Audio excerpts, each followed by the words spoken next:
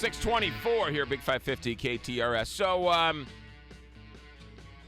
for those of you out there studying public relations, you definitely want to start taking notes and put this under the heading of how not to handle a scandal. So, Thursday night, Channel 5 got in a little bit of hot water after sending a reporter to Kirkwood High School to check on their safety procedures. We all know the story by now. Everybody was talking about it on Friday.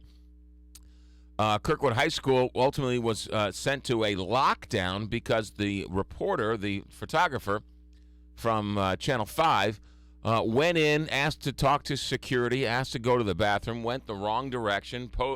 Kirkwood calls Channel 5, couldn't get a straight answer out of Channel 5, said, if you don't tell us it's your guy, we're going to do, you don't leave us any choice but to lock down the school. They locked down the school for well over 40 minutes.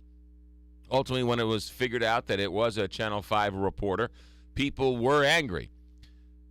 Channel 5 on Thursday apologized for the confusion, but stood fast in their reporting and their news gathering services, so much to the point where they opened up the 10 o'clock news Thursday night saying, we continue to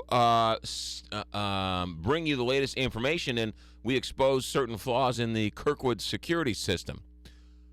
Well, that did not play well in Peoria because everybody was upset. Everybody was upset, one, at Channel 5 for doing what they did, but then secondly, because they didn't apologize for the mistakes that were made along the way. We talked about it on Friday. Everyone has their opinion. And then I got word sometime yesterday that Channel 5 was going to apologize on the 10 o'clock evening news, and that's exactly what they did. So here is Mike Bush from the KSDK Channel 5 news from last night.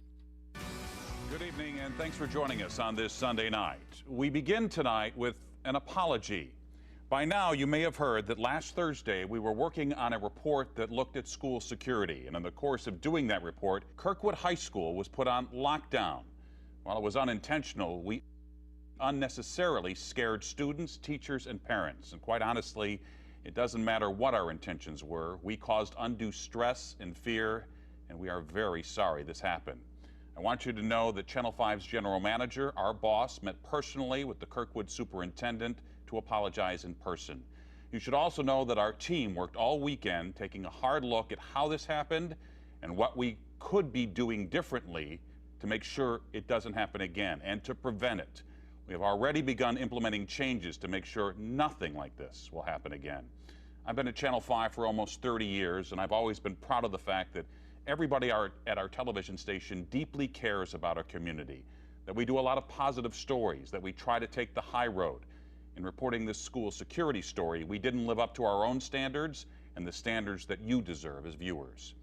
We can't change the past, but our promise to you is we will make every effort to make sure nothing like this will happen in the future. That, Mike Bush from last night. Let me throw my own 2 cents here.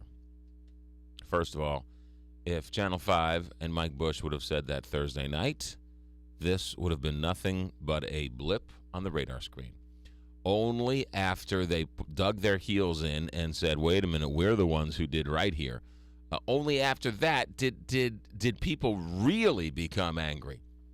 People will forgive you if you make a mistake. People will forgive you if you admit your mistake.